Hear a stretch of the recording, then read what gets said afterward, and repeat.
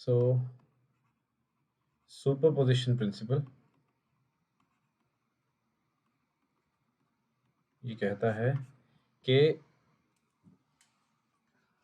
If we have these two masses, इस पे मतलब उस तरह की टेंशन मतलब ये एग्जाम्स में इस पे इस डायरेक्टली इस चीज़ पे क्वेश्चन नहीं आएगा, सिंपल वेक्टर एडिशन पे आ सकता है। सो दो मासेस हैं आपके पास m1 एंड m2, इनके बीच का डिस्टेंस सपोज है r, इनके बीच में फोर्स क्या आएगी, this is g m1 m2 upon r square. ठीक है, अब आता है कि अगर मान लो तीसरा मास भी अगर आ गया, यहाँ पे सपोज m3 आ चुका है, तो इन दोनों के बीच में जो फोर्स लग रही होगी that will not be changing. ठीक है, और ये चीज़ हमने स्टार्टिंग में भी देखी थी कि किसी भी लाइक मतलब ग्रेविटेशनल फोर्स होती है that is independent of the medium. तो मतलब यहाँ पे अगर आपने दो मासेस हैं, दोनों मासेस को पानी के अंदर डाल दिया, ठीक है, अगर इलेक्ट्रिकल चार्जेस की हम बात करें, इलेक्ट्रिकल फोर्सेस की बात करें, तो फोर्स में चेंज आ जाता है, बट इन फोर्सेस में कोई डिफरेंस नहीं आता। Okay sir. ठीक है, यस सर। ओके, बट अब बात आती है कि क्या टोटल फोर्स पे फर्क नहीं पड़ेगा, या फिर m1 मास पे लगने वाली फोर्स पे फर्क पड़ेगा या नहीं पड़ेगा? बिल्कुल पड़ेगा। m1 के ऊपर जो फोर्स लगेगी वो क्या आई, ये वाली। अब दूसरा मास आ गया तो ये भी तो फोर्स लगाएगा भाई, ये इसको अपनी तरफ खींचेगा, ये इसको अपनी तरफ खींचेगा, तो नेट फोर्स कितनी आएगी इधर की तरफ, तो ये फोर्स बदलेगी नो डाउट, लेकिन इन दोनों के बीच में जो फोर्स लग रही है दैट विल नॉट चेंज। ठीक है, वो हमेशा ही यही रहेगी, चाहे इसको पानी में डालो, चाहे तीसरा मास आए, चाहे what ever. So will say F net on mass number 1, this is equals to F12 plus F13 का वेक्टर सम। ठीक है, दिस इज माय सुपरपोजिशन। और बताओ।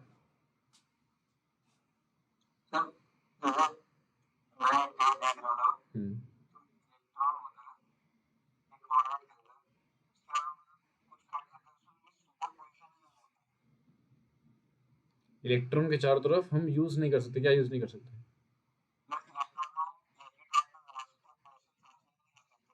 अच्छा ओके, हाँ, uncertainty principle, Heisenberg uncertainty principle. हाँ, सो अच्छा, नाम पूछ रहे थे आप सिर्फ?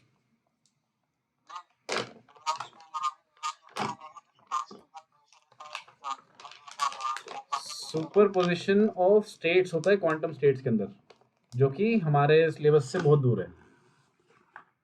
ठीक है, वो ये कहता है कि अगर इलेक्ट्रॉन है तो हम जब तक हम उसको देख नहीं रहे हैं तो हमें नहीं पता कि वो ऐसे घूम रहा है या फिर ऐसे घूम रहा है। ठीक है, तो वो दोनों स्टेट्स में पॉसिबिलिटी है, इधर भी हो सकता है, इधर भी हो सकता है। That is again superposition in states. States मतलब किस स्टेट में अवेलेबल है, ऐसे घूमता है या फिर ऐसे घूमता है, वो क्लॉकवाइज स्पिन है या एंटी क्लॉकवाइज स्पिन है, दैट वी डोंट नो।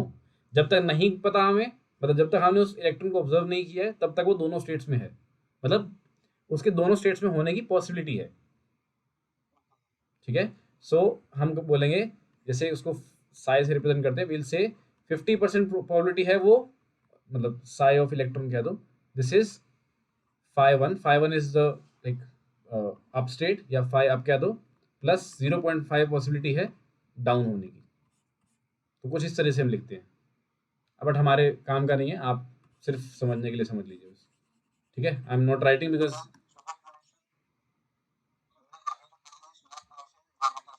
हाँ, वेव्स में भी आता है सुपरपोजिशन, हाँ बिल्कुल, वेव्स में भी सुपरपोजिशन आता है, उसमें भी आएगा, बेसिकली वेक्टर सम ही आएगा वेव्स का। मतलब अगर मान लो आपने आपके पास एक टेबल है, दिस इज योर टेबल, आपने इस पॉइंट पे ऑब्जर्व कर रहे हो, this is your point P, इस पॉइंट को आप ऑब्जर्व कर रहे हो। ठीक है, आपने दो दो जगह से इस पे टेबल पे हिट किया, एक बार यहाँ पे हिट किया, एक बार यहाँ से हिट किया, मतलब suppose this is your table, आपने एक बार यहाँ पे हिट किया, एक बार यहाँ पे हिट किया।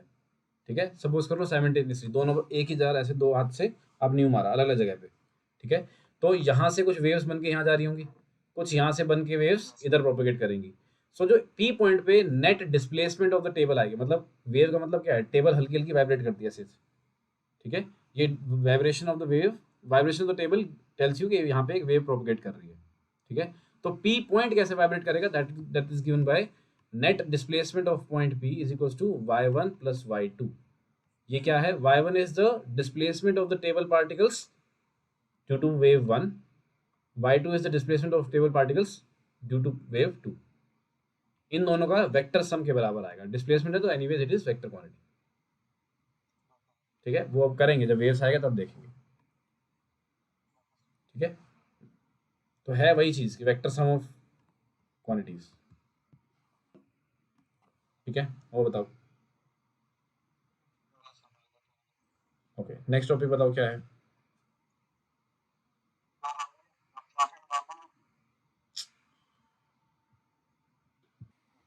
ओके, सो सुपरपोजिशन प्रिंसिपल हमारा हो चुका है। Next is the gravitational potential energy. Gravitational potential energy, work और एनर्जी में हम पोटेंशियल एनर्जी पढ़ चुके हैं, बिल्कुल सेम चीज़ यहाँ पे आएगी। है वही चीज़ कि every system wants to attain the least potential energy. ठीक है, पहली चीज़ आएगी हमारी कि लीस्ट पोटेंशियल एनर्जी की तरफ आपका सिस्टम हमेशा भागेगा। ठीक है, सेकेंडली हम ग्रेविटेशन के केस में डिफाइन कैसे करते हैं, हम ये बोलते हैं कि work done against the conservative force, मतलब वी हैव डिफाइंड के change in potential energy is negative of work done by conservative force. यही पढ़ा था हमने। ठीक है, तो बेसिकली हम डिफाइन कैसे करते हैं, work done against the conservative force in bringing the object from infinity to a point. ठीक है, और वो डेरिवेशन है, उससे हमारा फॉर्मूला क्या आता है, -GM1 M2 स्मॉल आर। तो बेसिकली आपके पास अगर मान लो यहाँ पे एक M1 मास है और आप एक छोटा सा M2 मास इन्फिनिटी से यहाँ से R डिस्टेंस पे लेके आ रहे हैं। ठीक है, तो ग्रेविटेशनल पोटेंशियल एनर्जी कभी भी एक पार्टिकल की नहीं होती, वो उस पार्टिकल की किसी जगह पे होने के कारण होती है। ठीक है, तो ये M2 मास कहाँ पे है, अभी अभी इन्फिनिटी पे है। तो इन्फिनिटी पे क्या इसके ऊपर और कोई फोर्स लग रही है? नो। इन्फिनिटी पे मतलब बाकी सभी चीज़ों से बहुत बहुत दूर है, तो अभी इसके ऊपर कोई भी इंटरेक्शन फोर्स नहीं है, कोई भी इन्फ्लुएंस नहीं है किसी और ऑब्जेक्ट का, तो ये कुछ भी काम नहीं कर सकता अपने आप पड़ा पड़ा हुआ। ठीक है, पोटेंशियल एनर्जी मतलब काम करने की हिम्मत, इसके पास कोई काम करने की हिम्मत नहीं है। ठीक है, अब आती है बात, जब आप इसको आर डिस्टेंस पे ले आओगे, अब ये क्या है, M2 मास M1 मास के इन्फ्लुएंस के अंदर पड़ा हुआ है। ठीक है, तो अब इस पास काम करने की हिम्मत है। हाँ, ये इसके पास और जाके चिपक सकता है। ठीक है, तो इसकी पोटेंशियल एनर्जी क्या आएगी, -GM1 M2 कितने डिस्टेंस पे है। ठीक है, ओके, सो ये इसकी पोटेंशियल ग्रेविटेशनल पोटेंशियल एनर्जी है। ओके, ठीक है, now let us talk about the kinetic energy of a satellite. दो बोलो। हाँ हाँ, बोलो। वैक्यूम में आपने अलग अलग दो मासेस लिए, ठीक है।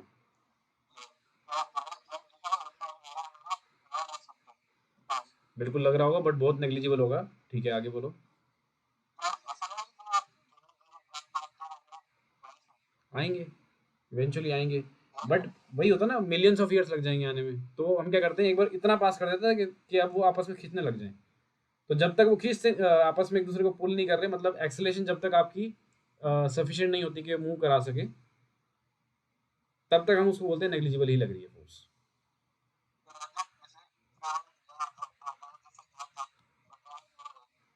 अर्थ है, एक मिनट, अर्थ है, अर्थ है और ठीक है, बिल्कुल।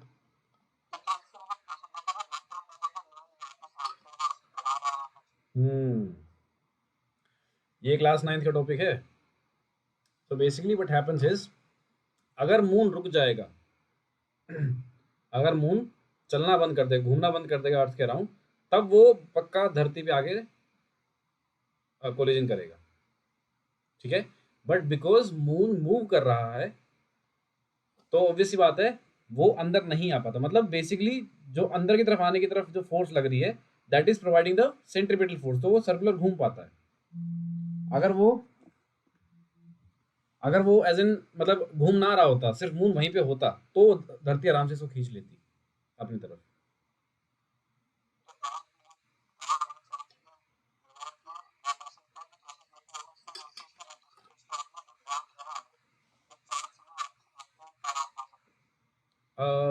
देखो बहुत हैवी ऑब्जेक्ट है और बहुत ज़्यादा फोर्स, बहुत हैवी ऑब्जेक्ट आके उस पर टकराना चाहिए, तब जाके उसका ऑर्बिट थोड़ा बदलेगा एंड देन इवेंचुअली वो आ सकता है। बहुत सारे को पॉसिबिलिटीज़ हैं और बहुत सारी मेजरमेंट्स के बाद आप बोल सकते हो कि हाँ ये चीज़ होगी। ठीक है, हाँ होने को दिस इज अ पॉसिबिलिटी और यही तरीका है।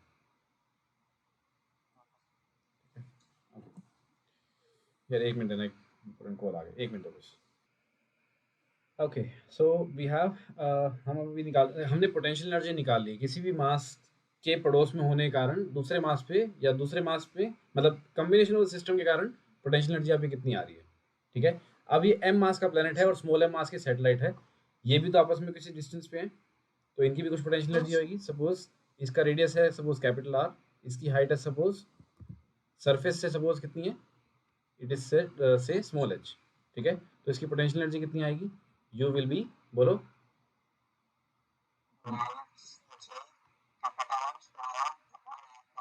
Are plus H. ठीक है, तो ये इसकी पोटेंशियल एनर्जी आ गई।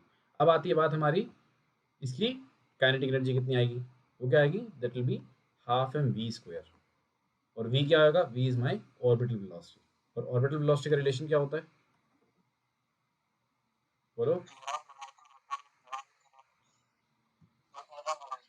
हाँ, V orbital this is G M upon R plus H. मतलब एक्चुअल रिलेशन वही होता है जब आपकी सैटेलाइट अर्थ के पास में है तो ये आएगा जी एम अपॉन आर या फिर under root G R, but अगर एच हाइट पे है तो ये रिलेशन रहेगा आपका। ठीक है, तो अगर हम दोनों को ऐड करें तो टोटल एनर्जी क्या हो जाएगी, this is K plus U which is half M times of this V square, that means G capital M upon R plus H, that's it. इसका स्क्वायर हो गया तो ये रूट हट गया, minus G capital M small M upon R plus H. क्या बन जाएगा रिलेशन बताओ। देखो G M M upon R plus H, G M M upon R plus H, तो आधे में से पूरी माइनस हुई है क्वांटिटी, क्या बन जाएगा, simply minus G capital M small M upon 2 times of R plus H. Yes no, so total energy of satellite of mass m कितनी आ जाएगी, minus G capital M small M upon 2 times of R plus H. Now I write down the basic formula कि ये है क्या ये। सो total energy क्या बन गई मेरी, कैन आई से this is simply you by two.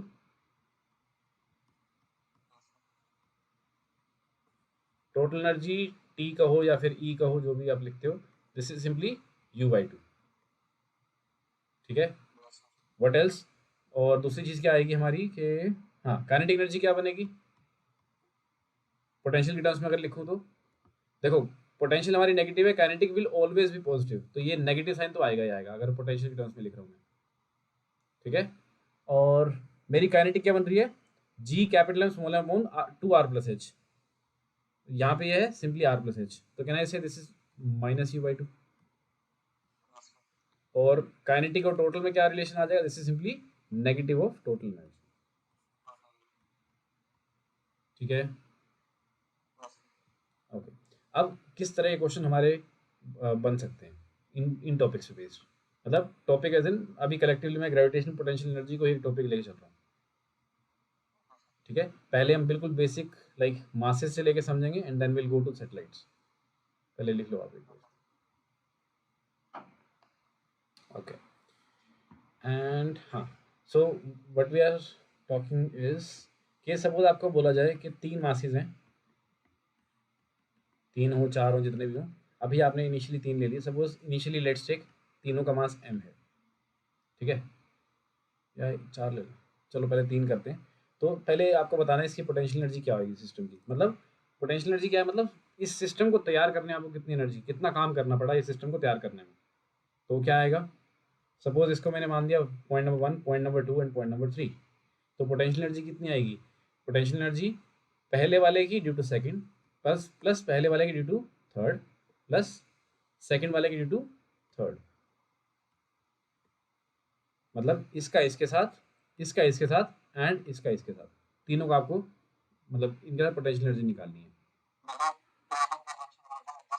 हाँ, ये टोटल पोटेंशियल एनर्जी का सिस्टम है, क्या आएगी, इसका इंटरेक्शन इसके साथ इसका इंटरेक्शन इसके साथ एंड देन इसका इंटरेक्शन इसके साथ।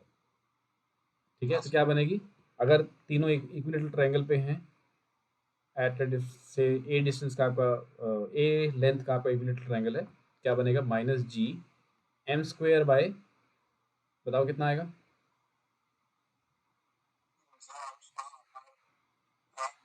ए, और ये एंगल इनका 60 डिग्री होता है तो कितना एंगल बनेगा, मतलब कितनी वैल्यू आएगी अगले वाले की, इक्विलेटरल ट्रायंगल है तो 1 3 कितना आएगा,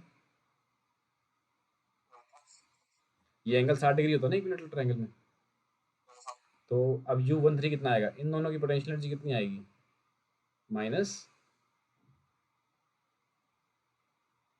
ट्रिक क्वेश्चन है,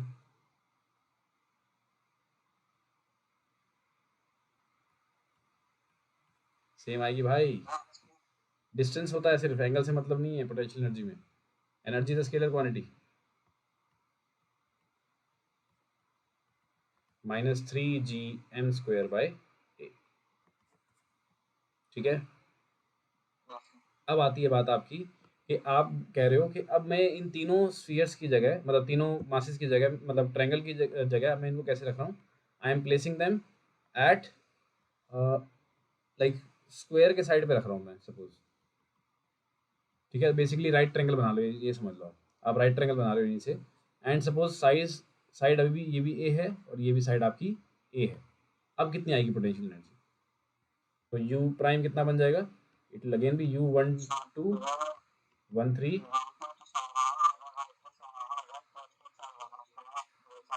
हाँ, तो क्या आएगा, -gm² बाय a × 2 कर दूँ खाली, 1 2 और 1 3 सेम रहेंगे, मतलब 1 2 एंड 3, 1 2 और 1 3 सेम रहेंगे, U23 बदलेगा, ये कितना बनेगा बताओ,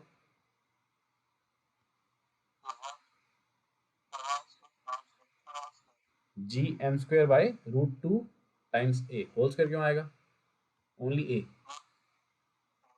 ठीक है, तो ये रिलेशन बनेगा, अब ऐड करके मतलब you can take things common, -gm² by a, ये कॉमन ले लोगे एंड अंदर बचेगा 2 + 1/√2, इसको सिंप्लीफाई कर लोगे आप, बट रिलेशन आपका यही बनेगा। ठीक है, अब आपको बोला जाए कि यहाँ से यहाँ जाने में कितना काम करना पड़ा, तो क्या करोगे, will simply find out change in potential energy, तो this thing minus this thing is the amount of work required, we can say जितना भी हम काम कर रहे हैं that is stored in the form of potential energy, मतलब यहाँ से लेकर यहाँ तक जाने में जितना हमें एक्स्ट्रा काम करना पड़ा, वो सब कहाँ चला गया काम, वो सब इस सिस्टम की कॉन्फ़िगरेशन, मतलब इस सिस्टम की, इस कॉन्फ़िगरेशन की पोटेंशियल एनर्जी में चला गया। ठीक है, अब यही कंसेप्ट हम सैटेलाइट्स पे लगाएंगे कि सैटेलाइट, ओके ये लिख लिया आपने,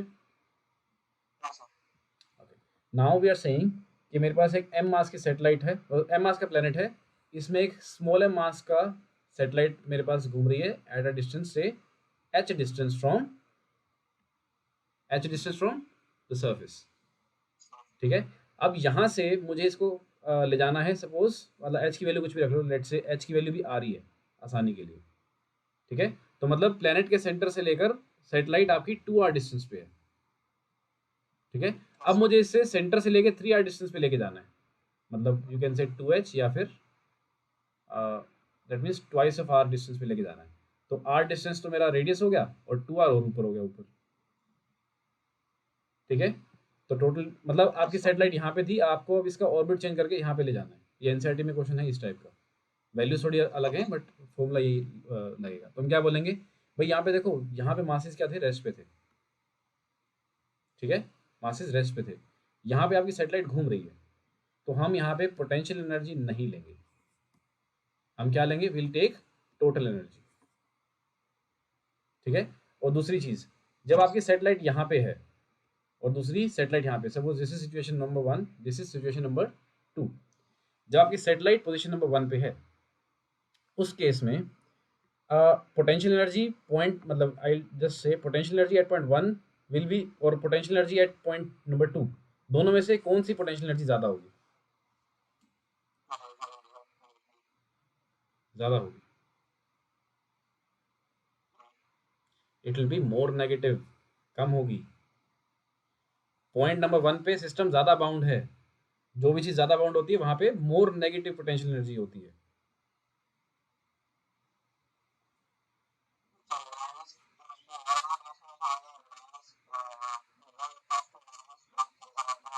हाँ, बिल्कुल, बिल्कुल, बिल्कुल। नहीं, आप सिंपली सोचो, जब भी पोटेंशियल एनर्जी नेगेटिव होती है, सिस्टम होता है हमारा बाउंड। पोटेंशियल एनर्जी अगर मेरी पॉजिटिव होती है, दैट मीन्स सिस्टम मेरा फ्री है। और मतलब देखो, negative potential energy means system bound है, सिस्टम बंधा हुआ है, मतलब सैटेलाइट अपने आप बाहर नहीं जा पाएगी। हमें बाहर से काम करना पड़ेगा सैटेलाइट के ऊपर, ताकि वो अपना ऑर्बिट छोड़ के बाहर फ्री हो जाए। नेगेटिव पोटेंशियल एनर्जी क्लियर है। जीरो पोटेंशियल एनर्जी कब आती है? जब आपका सैटेलाइट इन्फिनिटी पे है, मतलब no interaction, zero potential energy. Positive potential energy क्या होती है? रिपल्सिव फोर्सेस लग रही है जब। नहीं नहीं, कंजर्वेटिव की बात नहीं, नहीं नहीं नहीं यार, अगर नॉन कंजर्वेटिव फोर्स है तो पोटेंशियल एनर्जी की बात ही नहीं है। ठीक है, potential energy is only defined for conservative forces. अब बात आती है, अगर पोटेंशियल एनर्जी आपकी पॉजिटिव है, व्हाट इज हैपनिंग? फोर्स आपकी रिपल्सिव है। ठीक है। सो ये चीज बिल्कुल बिल्कुल बिल्कुल, सिस्टम बाउंड है, सिस्टम बंधा हुआ है। सैटेलाइट, मून जो है धरती को छोड़े क्यों नहीं जा पा रहा? क्योंकि धरती ने ना बहुत जोर से फोर्स लगा रखी है। ठीक है, और अट्रैक्टिव फोर्सेस आर नेगेटिव। ठीक है। हाँ, तो potential energy 8.1 and potential energy 8.2, इन दोनों में रिलेशन क्या है? कौन सी ज़्यादा होगी? ऑब्वियसली 2 पे ज़्यादा होगी। ठीक है, और we can say this is more negative, this is less negative.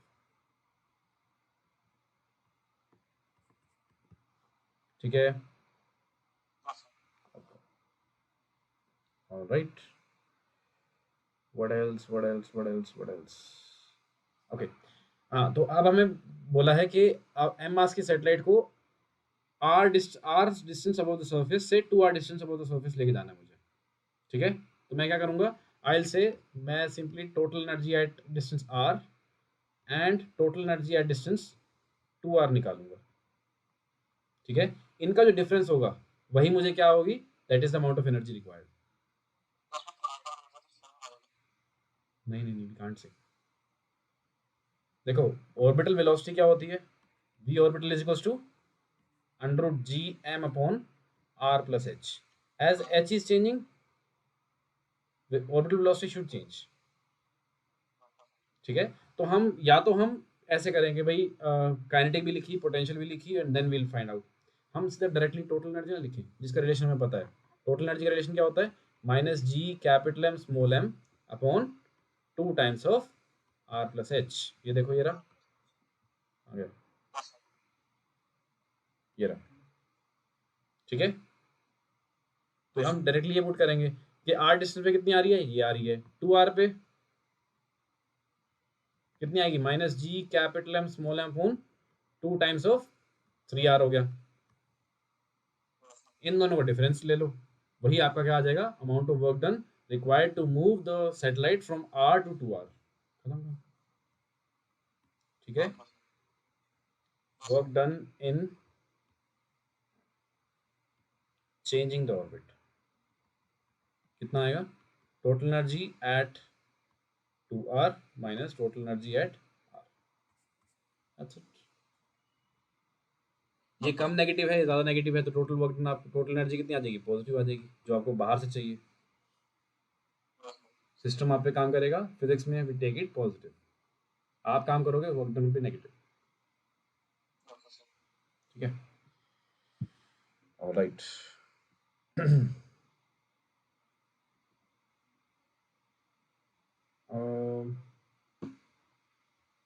Okay, इतना क्लियर है। तो इस तरह के क्वेश्चंस, मतलब these are very very common.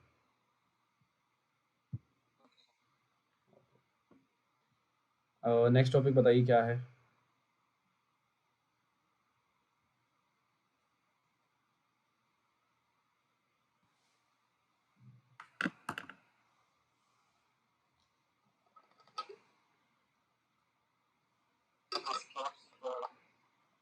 बिल्कुल सही, escape speed. Escape speed, escape velocity एक ही बात है। एस्केप वेलोसिटी क्या होती है? मतलब दिस इज सिंपली कि आपके पास एक प्लेनेट है, उससे मास एम एंड रेडियस आर। ठीक है, आपको यहाँ से एक पत्थर को फेंकना है, सपोज एक स्मॉल एम मास का पत्थर है, उसको आपको धरती के पुल से बाहर भेजना है, इतनी स्पीड से फेंकना है कि वो वापस ही ना आए। ठीक है, तो हमें वो बतानी वो स्पीड कितनी है हमारे प्लेनेट के लिए। तो हम क्या करेंगे, हम बोलेंगे भाई ये मेरा इनिशियल पॉइंट और ये मेरा फाइनल पॉइंट जब मेरा पत्थर बाहर आ चुका है। ठीक है, एंड अब आपको बताना है बाहर जा चुका है, देन विल से हाँ टोटल एनर्जी, बिकॉज अब देखो जब हम ये चीज़ पढ़ रहे हैं तो विल से कि भाई ना तो एटमॉस्फेयर है ना ही कोई और फोर्स लग रही है, ये नहीं कि भाई ऊपर कोई पक्षी आ जाएगा, विल नॉट से एनीथिंग। ठीक है, कोई नॉन कंजर्वेटिव फोर्स अवेलेबल नहीं है, सिर्फ आप उसको फेंक रहे हो, there is no atmosphere, no drag force, no air resistance. ठीक है, तो जो भी सिर्फ अगर आपकी कंजर्वेटिव फोर्सेस काम कर रही हैं तो what is the energy conservation principle, वो कहता है अगर सिर्फ कंजर्वेटिव फोर्सेस काम कर रही हैं तो total energy of system will remain conserved. ठीक है, बिल्कुल। हाँ, तो यहाँ पे इनिशियल कितनी आएगी, टोटल एनर्जी इनिशियल कितनी आएगी, दिस विल बी के आई प्लस यू आई। ये क्या बन जाएगा, क्या बनेगा, half M V square, V escape मतलब इतनी स्पीड से हमें फेंकना है, वो स्पीड कितनी है वी ई। ठीक है, plus initially kinetic energy, initially potential energy कितनी है, ये तो अभी आर डिस्टेंस पे ही है ना, तो कितना आएगा minus G capital M small M upon, बोलो, R. This is equals to, जब देखो आपको पत्थर को फेंकना है बाहर तो उस आपको इतनी एनर्जी चाहिए कि बस वो जस्ट बाहर पहुंच जाए, ये ना हो कि बाहर जाके भी चलता रहे, तो हम बोलेंगे वहां पे बेशक जाके रुक जाए, तो kinetic is zero at that point. ठीक है, एंड वहां पे पोटेंशियल क्या आएगा, पोटेंशियल भी जीरो हो जाएगी, भाई आओ फ्री हो गया ना, zero potential energy is free state, infinity पहुंच चुका है। ठीक है, तो दोनों को इक्वेट कर दो, बस क्या आएगा, हाफ एम वी ई का square is equal to G capital M small M upon R, small M काट दीजिए, सो वी ई का स्क्वायर क्या बन जाएगा, simply two G M upon R, ये स्क्वायर हटा के रूट लगा दो, खत्म काम।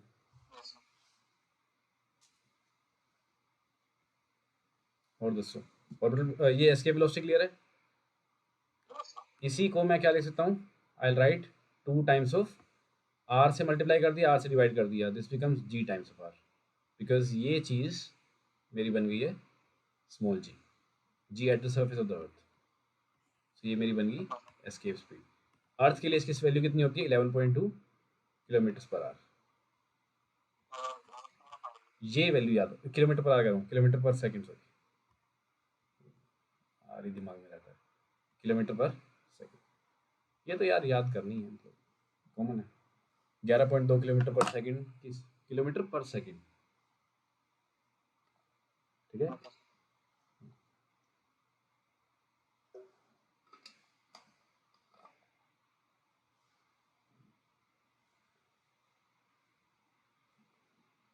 मतलब माउंट एवरेस्ट के बेस से फेंका तो 1 सेकंड में माउंट एवरेस्ट पार,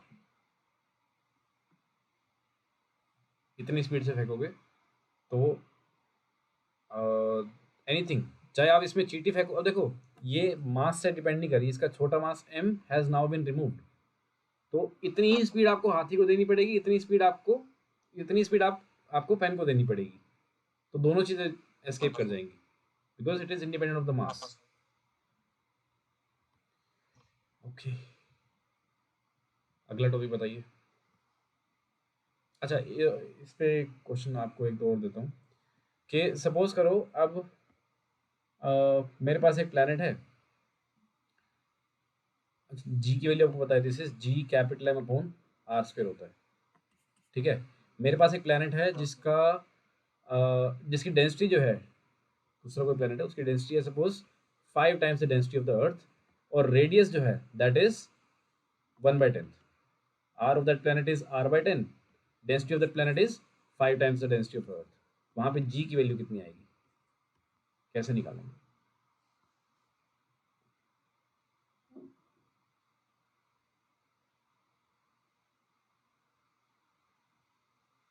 मुझे क्या चाहिए, स्मॉल जी क्या है, G M upon R square, but मेरे पास मास है, I need the relation in terms of density, सोचो कैसे निकालेंगे।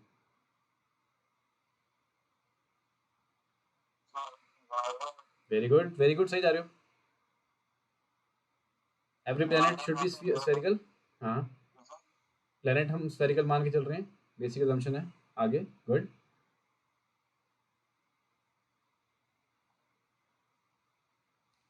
सही तो जा रहा है, बोलना।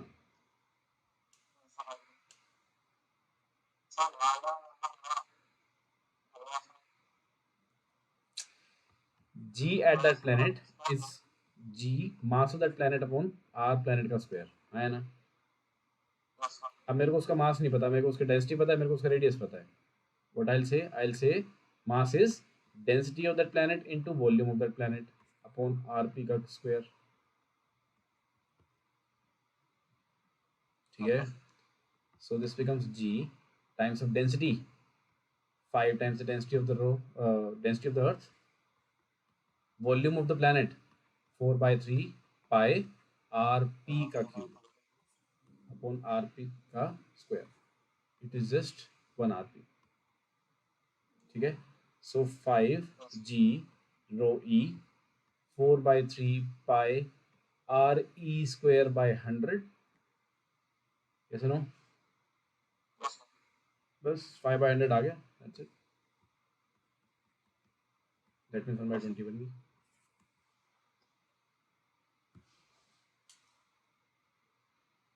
One by 20 times the value at earth, so G at that planet is G at earth by 20, because ऊपर वाली जो चीज़ बच गई है जी इंटू मतलब G into density into volume of the earth upon R cube, इसको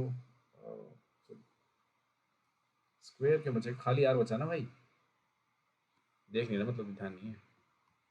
सो it is 5 times of G times of rho E into 4 by 3 pi R P only.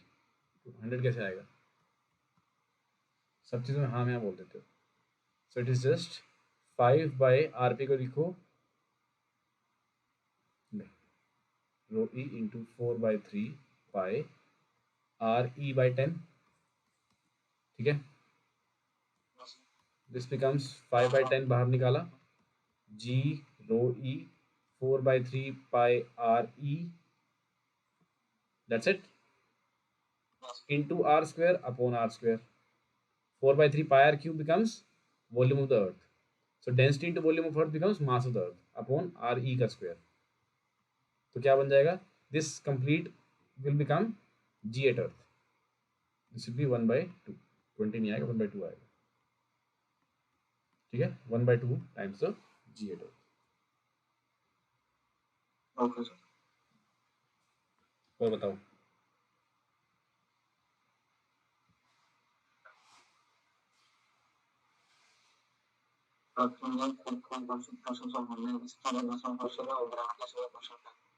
Okay, gravitation के question में आपका एक तो ये चीज़ है, एक और आपकी चीज़ आएंगी प्लैनेट का वो केपलर थर्ड लॉ से वो निकालना आता है, एंड लाइक इट्स सम मतलब कैलकुलेशन है आपके पास में करने के लिए। आप आसान तरीका बताता हूँ करना क्या है। ठीक है, क्या क्या रखा होगा कि हमें बताया that T square is equals to, बताओ रिलेशन बोल दीजिए। हाँ हाँ, पूरा रिलेशन चाहिए, कम ऑन।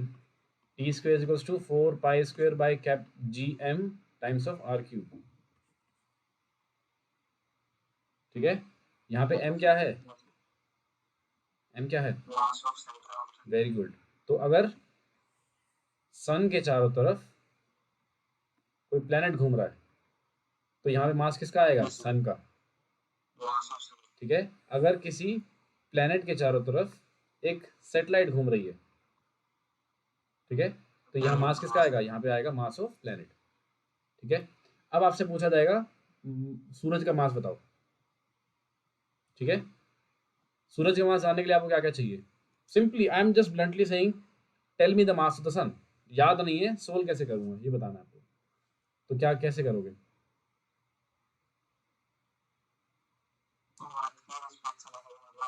बिल्कुल, क्या करोगे, tell me. Very good, so 365 days, very good, seconds में 365 डेज का square is equal to 4 pi square by G times mass of, यहाँ पे क्या आएगा, very good, sun, times R, R क्या आएगा 6400 किलोमीटर्स, नो, ऑर्बिटल रेडियस चाहिए मुझे, ये सन है, ये अर्थ है, ये डिस्टेंस चाहिए मुझे, not the radius of the earth, I need the orbital radius of the अर्थ, मतलब घूमने का क्या रेडियस है, तो ये आता है आपका 1.5 10 की पावर 5 किलोमीटर्स, ये दे रखा हुआ, ये दे रखा हुआ, ठीक है। लेट मी फिर भी कंफर्म वैल्यू सही है या नहीं है, थोड़ा ज़्यादा होना चाहिए, 1.5 करोड़ किलोमीटर है वैसे तो, ऑर्बिटल रेडियस ऑफ अर्थ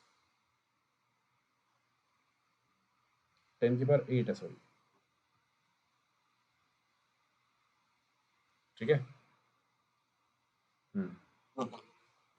5 तो बहुत कम हो जाता है,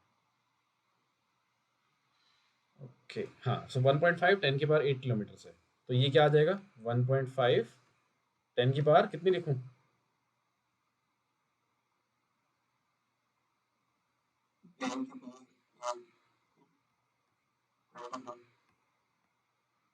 मीटर्स में आएगा भाई साहब, यहाँ दे रखा है किलोमीटर में, हमें ऐसे यूनिट्स में पुट करना है, ऑलवेज ऑलवेज ऑलवेज, वो ऐसे यूनिट्स में ही जाना है, तभी तो मास आपका केजी में आएगा, ठीक है।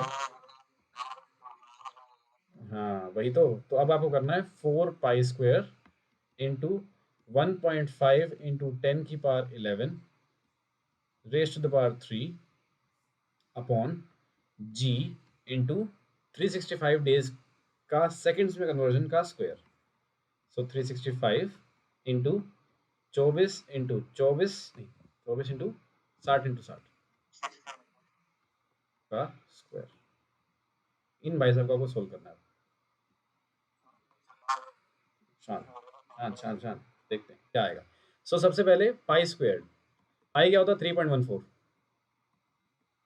ठीक है, 3.14 का स्क्वायर, 3 का स्क्वायर कितना होता है 9, 3.14 का स्क्वायर आई विल से 10, चलेगा,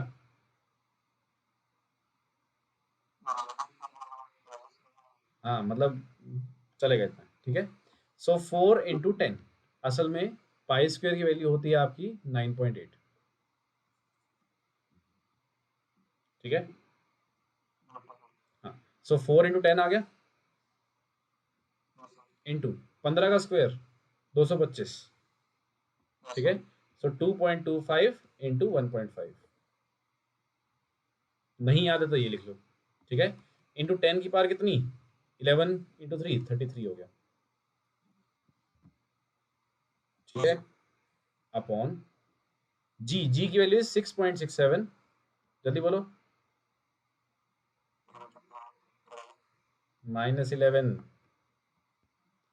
ठीक है, इंटू 365, अब देखो ये इतनी बड़ी कैलकुलेशन है, इसके लिए क्या करें, आई सिंपली से, मैं इसको अब इनको भी डेसिमल में ले लेता हूँ, आई से दिस इज 3.65 इंटू 2.4 इंटू ये 60 × 60 3600, सो 3.6 इंटू 10 की पावर कितनी लगेगी देखो, 3.65 लिखा तो 2 कर दिया, प्लस 24 का कर दिया प्लस 1, और 60 × 60 3600, मैंने 3.6 लिखा तो 3 और लगा दूँ का स्क्वायर,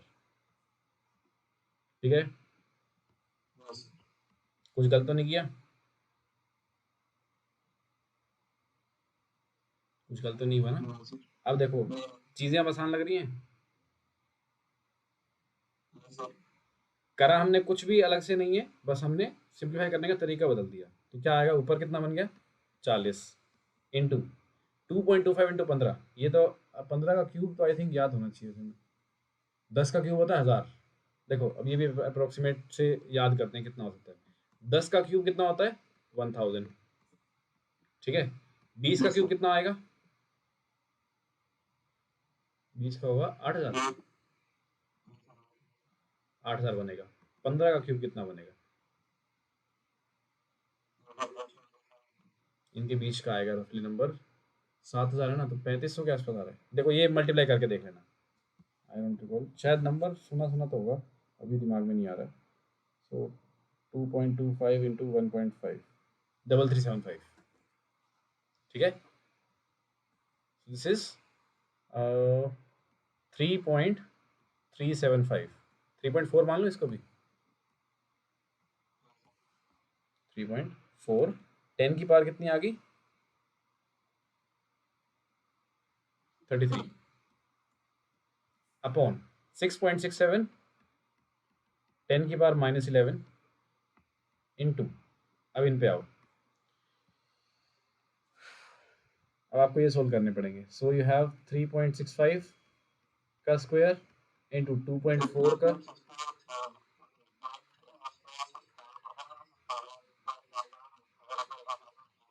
लिख सकते हो, मतलब ज़्यादा कैलकुलेशन, मतलब इतनी ज़्यादा अप्रोक्सीमेशन मत करना कि बहुत ज़्यादा वैल्यू में फ़र्क आ जाए। ये कितना है? 3 4 6, 6 का स्क्वायर हो गया 12। ठीक है, लेट्स सी, अगर बच सकता तो बचा लेंगे, अगर करना पड़ा तो वी विल अप्रोक्सीमेट। ठीक है, अब देखो 3 का स्क्वायर 9, 4 का स्क्वायर 16। ठीक है, ओके, 3.6। अब इसको थोड़ा सा और सिंप्लीफाई करने की कोशिश करते हैं। वी हैव 40 इंटू 3.4, 10 की पावर अलग करो सारी, 10 की पावर 33 प्लस 11 माइनस 12। ठीक है, अपॉन 3.65 का स्क्वायर, 2.4 का स्क्वायर एंड 3.6 का स्क्वायर। ठीक है, हाँ वो भी है। चलिए चलिए, सो ओके, अब इसे हमें काटना है, तो 2.5 का स्क्वायर कितना होता है? 6.25। और यहाँ से देखो 3.6 का स्क्वायर 3.6, 4 का हो गया 16, 3 का हो गया 9, तो 12 या 13 होगा लगभग ये 3.65। 3.65 चलो आप मान लो 13, और 3 पॉइंट ये भी 13 बनेगा लगभग। Okay, so this will become 40 into,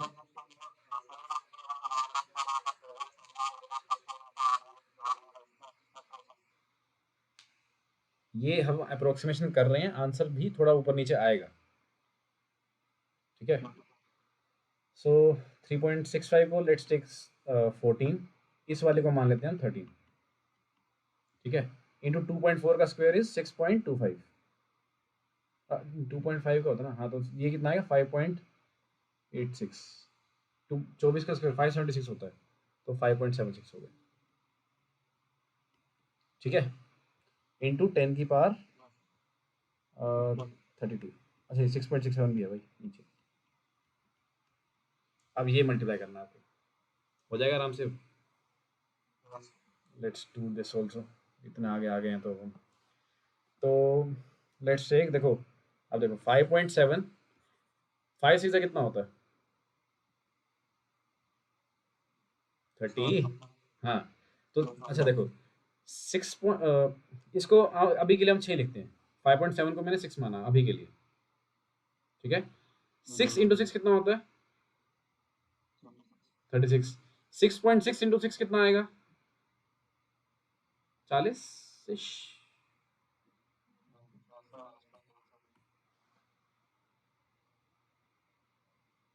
ठीक है, 38 39 कुछ बनेगा। I have cut now this with 40। ठीक है, बच का क्या आपके पास? 3.4 अपॉन 13 का स्क्वायर इज 169, 169 प्लस 13 182, 13 इंटू 14 नहीं बनेगा ना?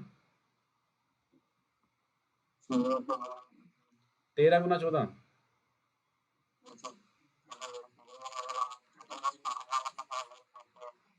ये आंसर आ गया आपका। अब ये कैलकुलेट कर लेना है आपको, हो जाएगा। जल्दी बताओ। देखो लिसन लिसन, 3 इंटू 6 इज 18। ठीक है, 6 3 18 होता है ना, तो ये 3.4 है. Shall I cut this by 5? या चलो 5.5 मान लो.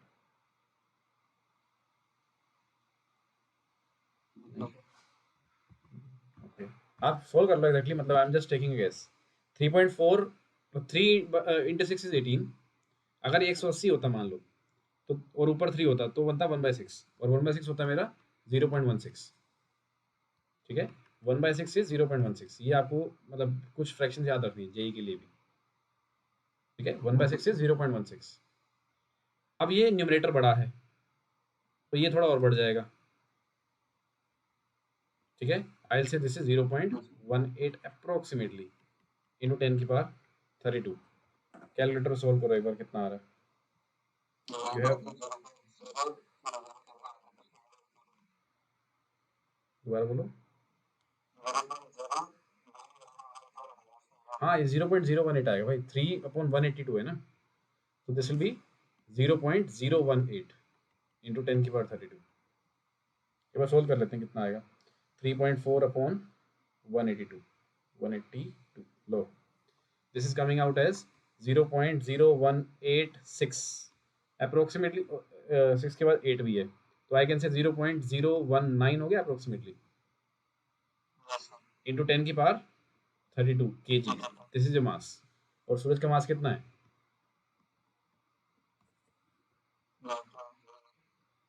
हमारा आंसर कितना है? 1.9 इंटू 10⁻30 kg. असल में मास कितना है? 2 इंटू 10⁻30. क्या है दिक्कत? ठीक है. सो जब क्वेश्चन आपको लग रहा हो मुश्किल की कैलकुलेशन आ रही है, डेसिमल में लिखो, अप्रोक्सीमेशन लगाओ. बट ये अप्रोक्सीमेशन देखो, विद प्रैक्टिस आपकी क्लैरिटी बढ़ेगी कितना आ सकता है. मेरे को मतलब आई प्रेफर दिस वे, तो आंसर ज़्यादा डगमगाया नहीं है. ठीक है, एकदम भयंकर तरीके से मत लगा देना कि भाई सब कुछ अप्रोक्सीमेट कर दिया, कि सब कुछ ही उड़ा दिया आपने. वो चीज़ मत करना. वो देखो विद प्रैक्टिस आती है. तो मतलब ठीक है, ये कैलकुलेशन आपके सामने है. If you want.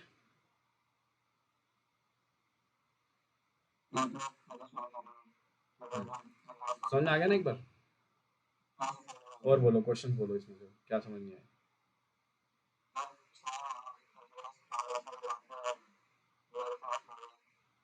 Okay, let me think of कुछ और अगर बचा है इसमें तो. लाइक बाकी देखो प्रैक्टिस पे ही है आपकी. थिंक कुछ और ऐसा टॉपिक है.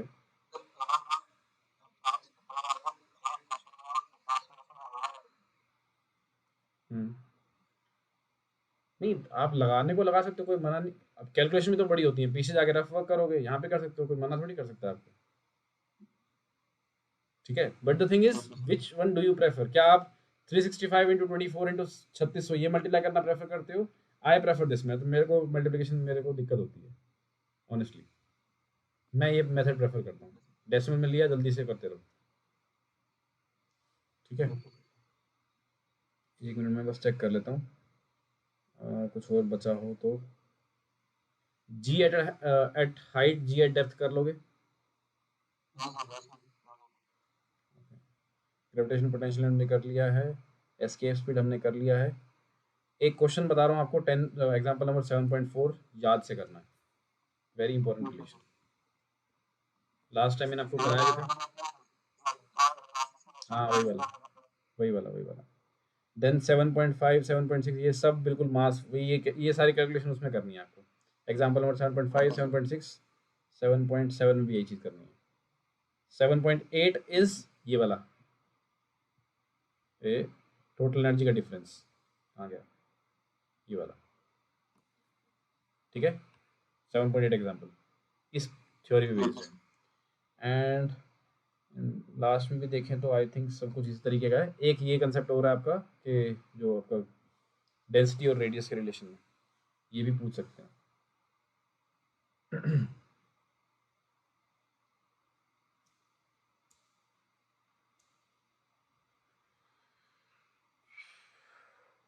ओके, अब आपसे एक क्वेश्चन और मैं आपको देता हूँ, वो आप कर लो. अगर आपने बता दिया तरीका सही, then you will be able to solve. नहीं तो फिर मैं उसको भी सोल्यूशन देता हूँ. तो अब मैं आपको बोल रहा हूँ कि सपोज आपके पास एक m मास का प्लेनेट है, इसका रेडियस है सपोज r। यहाँ से आपका एक स्मॉल m मास का पार्टिकल आपने फेंका है विद स्पीड से एस्केप वेलोसिटी बाई 2 पे। It could be escape velocity by 3, और मतलब you can also frame a question कि जो आपने स्पीड दी है दैट इज 5.6 किलोमीटर पर सेकेंड, ये भी आप बोल सकते हो। ठीक है, तो आपने स्पीड कितनी दी है असल में, एस्केप वेलोसिटी बाई 2, लेकिन जिसने 5.6 लिख दिया वो खत्म हो गया, वो बस कैलकुलेशन में लगा रहेगा। अगर हम इसको एस्केप वेलोसिटी बाई 2 लिखेंगे तो बहुत आसान हो जाएगा क्वेश्चन सोल्व करना। ठीक है, तो आपसे पूछा जा रहा है कि अगर आपने m मास का particle escape velocity by 2 speed से फेंका है तो वो कितनी ऊपर जाके फिर वापस नीचे आएगा,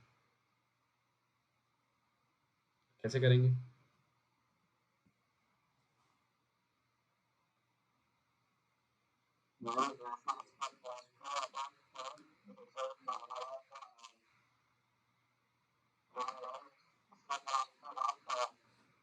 हाँ, नहीं नहीं नहीं, आई एम नॉट सेइंग दैट। मैं बोल रहा हूँ कि मैंने इस पार्टिकल को एस्केप वेलोसिटी की जो वैल्यू आती है उसकी आधी स्पीड से फेंका। आई एम नॉट सेइंग इस प्लेनेट पे एस्केप वेलोसिटी आधी हो चुकी है, no no no, I am saying जिस स्पीड से मैंने फेंका है वो स्पीड एस्केप वेलोसिटी की आधी है। तो इसका मतलब ये तो क्लियर होगा कि प्लेनेट से बाहर तो जाएगा नहीं, ऊपर जाके वापस नीचे आ जाएगा, है ना?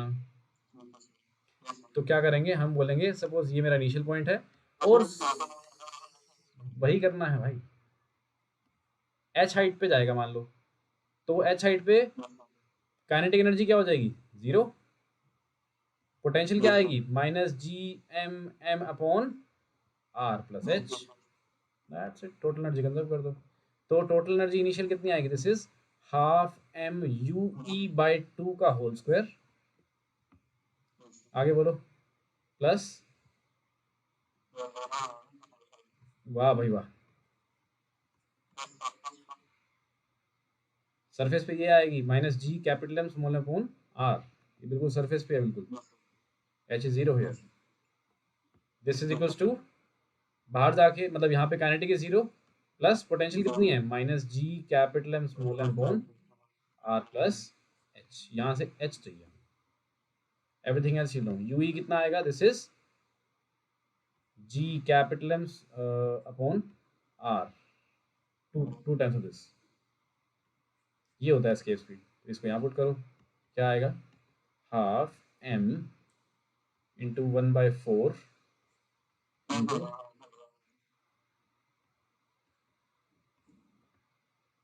Minus G capital M small M upon R is equals to minus G capital M small M upon R plus H. So दो से दो कैंसिल हो गया, ये बन जाएगा G M M upon 4 R, so 1/4 minus 1 minus 3/4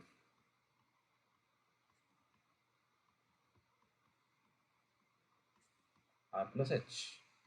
जी M M काट दो, what are we left with, minus से माइनस काट दो, 3/4 आर इज इक्वल्स टू 1/आर plus H. So cross multiply करोगे so will get 3 R plus 3 H is equals to 4 R. R कितना आ गया, 3 एच, तो एच कितना आ गया, r/3, दैट्स इट। ठीक है, अब इसी क्वेश्चन के अंदर मैं बोलूँ आपको r/3 तक जाएगा ना ये, इफ आई से जब ये r/10 तक पहुंचेगा तब इसकी स्पीड क्या होगी, कैसे निकालेंगे? कंसेप्ट सेम रहेगा, total energy initial is equal to total energy final, लेकिन उस टोटल एनर्जी के अंदर काइनेटिक प्लस पोटेंशियल दोनों आएंगे। ठीक है, तो सपोज ये आपका F2 पॉइंट है, तो यहाँ पे total energy eight F2 point क्या लिखोगे, यूल से पहले काइनेटिक लिख लेते हैं भाई, half M V square, V हमें पता नहीं है, minus G capital M small M upon R plus H is r/10, इसको आप इस चीज के बराबर पुट कर दोगे। ठीक है, ये कहानी है, और देखें कुछ और हो तो इसमें काम का।